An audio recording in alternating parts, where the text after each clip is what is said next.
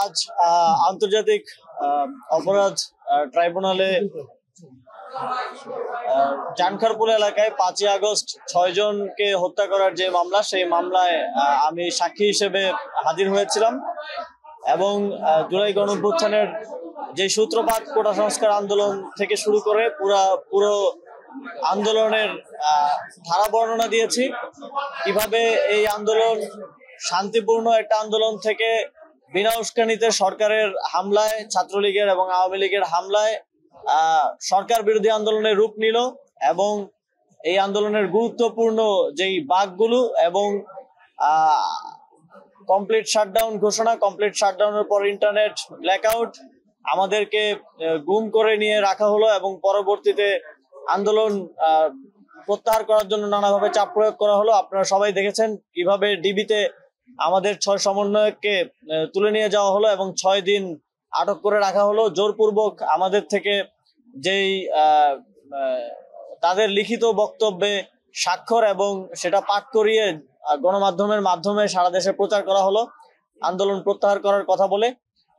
এই পুরো ঘটনাক্রম এবং প্রত্যেকটি ঘটনায় কারা কারা কোন কোন বাকে দায়ী ছিলেন সবার নাম সহ আমি আজকে আন্তর্জাতিক অপরাধ ট্রাইব্যুনালে সাক্ষ্য দিয়েছি এবং বিশেষ করে 5ই আগস্টের পূর্বে 5ই আগস্টের যে লং মার্চ টু ঢাকা কর্মসূচি, সেটা আমি ঘোষণা করেছিলাম সমন্বয়কদের সাথে আলোচনা ক্রমে এবং 5ই আগস্টে সেই লং মার্চ টু ঢাকায় অংশগ্রহণ করতে আসার সময় ঢাকার নাজিমউদ্দিন রোড দিয়ে আমরা ঢোকার চেষ্টা করছিলাম। সেখানে পুলিশ আমাদেরকে বাধা দিয়ে রেখেছিল প্রায় 3-4 ঘন্টা। সে সময় পুলিশের গুলিতে আমার সামনেই 2 জন নিহত হন এবং মোট শহীদ আনাস ইয়াকুব সহ মোট 6 জন সেখানে নিহত হন বলে আপনারা জানেন।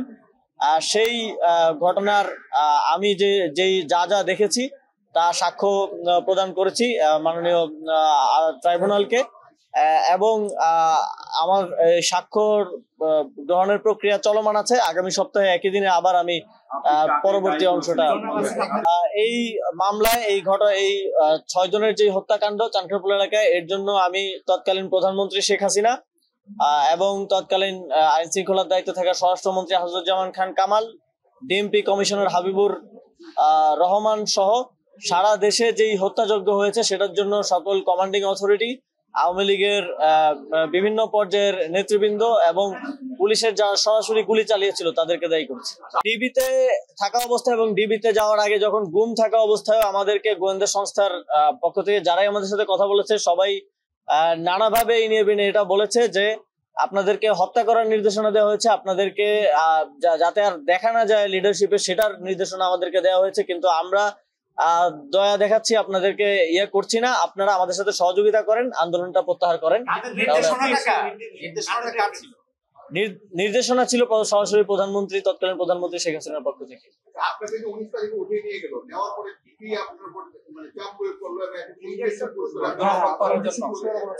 19 তারিখ আমাকে রাজধানীর গুলশান নিকেতন এলাকা থেকে উঠিয়ে নিয়ে যাওয়া হয়। ডিবি পরিচয় উঠিয়ে নিয়ে যাওয়া হলেও পরবর্তীতে আমরা জানতে পারি যে একটা বিশেষ গোয়েন্দা সংস্থায় এটা করেছিল এবং পরবর্তীতে আয়নাঘর পরিদর্শনের সময় আমি এবং নাহিদ ভাই দুজনেই নিশ্চিত হই যে আমাদের দুজনকে আলাদা আলাদা কক্ষে সেখানে রাখা হয়েছিল।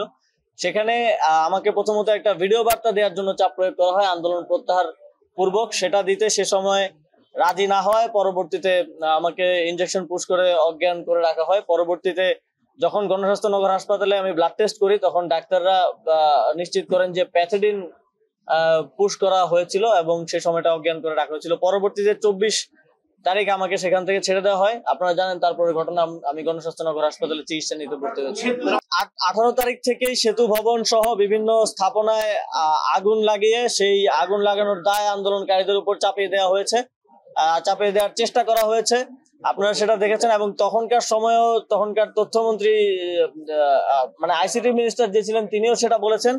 পরবর্তীতে বিভিন্ন মাধ্যমে আমরা নিশ্চিত হয়েছি এবং আন্দোলনের সময় আমরা এটা বুঝতে পেরেছি যে তারাই সরকারের পৃষ্ঠপোষকতায় এই স্থাপনাগুলোতে আগুন লাগানো হয় এবং তার দায় আন্দোলনকারীদের উপর চাপিয়ে দিয়ে সে সময় এক ধরনের ধরপাকড় এবং গ্রেফতার, ব্লক রেড দিয়ে গ্রেফতারের কর্মসূচি চালানো হয়েছে।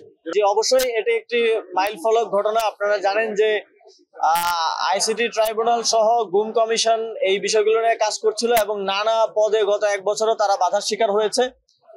কিন্তু সরকারের পক্ষ থেকে আমাদের মাননীয় প্রধান উপদেষ্টা ডক্টর মোহাম্মদ ইউনূস স্যারের পক্ষ থেকে স্পষ্ট নির্দেশনা ছিল যে এই ঘটনাগুলোর সাথে, ন্যাক্কারজনক ঘটনাগুলোর সাথে যারা জড়িত, আয়নাঘর, গুম এবং গুমের পরে শত শত মানুষের গুম হওয়া মানুষের ফিরে না আসার সাথে যারা জড়িত তাদেরকে অবশ্যই শাস্তির সম্মুখীন হতে হবে। সেটা একটা গতকালকে একটা মাইল ফলক পর্যায়ে গিয়ে পৌঁছেছে, তাদের বিরুদ্ধে গ্রেফতারি পরোয়ানা জারি করা হয়েছে। এটা আমি মনে করি এই সরকার সহ পুরো বিচার ব্যবস্থার একটা বিজয় হিসেবে আমি মনে করি। এবং সামনের সময়ে আমি চাই এই যে গ্রেফতারি পরোয়ানা সহ যে প্রসিজার, এটা যথাযথভাবে শাস্তির সম্মুখীন হতে হবে। সেটা একটা গতকালকে একটা মাইল ফলক পর্যায়ে গিয়ে পৌঁছেছে, তাদের বিরুদ্ধে গ্রেফতারি পরোয়ানা জারি করা হয়েছে। এটা আমি মনে করি এই সরকার সহ পুরো বিচার ব্যবস্থার একটা বিজয় হিসেবে আমি মনে করি। এবং সামনের সময়ে আমি চাই এই যে গ্রেফতারি পরোয়ানা সহ যে প্রসিজার, এটা যথাযথভাবে চলমান থাকবে এবং কোনো স্থান থেকেই অপরাধীদেরকে বাঁচানোর জন্য কিংবা শেল্টার দেওয়ার জন্য কোনো ধরনের প্রচেষ্টা বা কোনো ধরনের অপচেষ্টা করা হবে না। যদিও এটা আজকের বিষয় না, তারপরেও আমরা মনে করি জুলাই গণঅভ্যুত্থানে আওয়ামী লীগ দল হিসেবে যে ধরনের হত্যাযজ্ঞ চালিয়েছে, আমরা মনে করি যে দল হিসেবে তাদের বিচার হওয়া প্রয়োজন।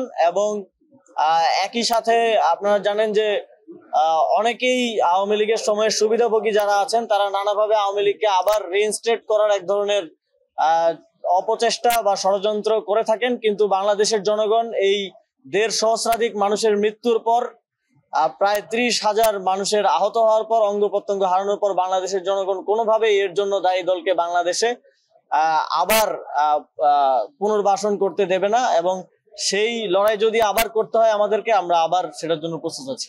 অবশ্যই যারা এই গণহত্যার সাথে দায়ী এবং পালিয়ে পলাতক অবস্থায় আছে তাদেরকে ফিরিয়ে আনার জন্য সরকার সকল ধরনের ব্যবস্থা নেবে। এবং আইন অনুযায়ী এবং বিভিন্ন দেশের সাথে আমাদের যেই বন্দি বিনিময় চুক্তি আছে সেই চুক্তি অনুযায়ী তাদেরকে ফিরিয়ে আনার জন্য যথাযথ ব্যবস্থা নেওয়া হবে।